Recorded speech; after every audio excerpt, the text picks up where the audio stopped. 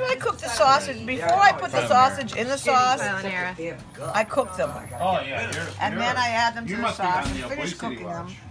And I put the broccoli rabe. There's not a lot of broccoli rabe. So I'm putting the sausage just to serve it on the broccoli rabe, so you get a little bit. Like sausage and broccoli rabe are a good thing. Oh yeah.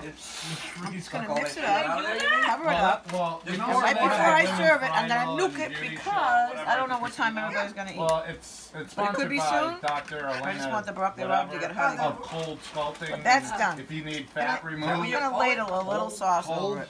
Oops, I saw another They sausage. freeze your fat. And these are the fat cells. homemade sausage from Highland Park Market, and they are garlic cheese Italian sausage.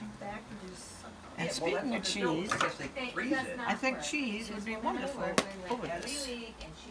I miss the days of Carlas. A little cheese. So I should just keep eating. And a little sauce. I think it just And this is a whole other dish in itself.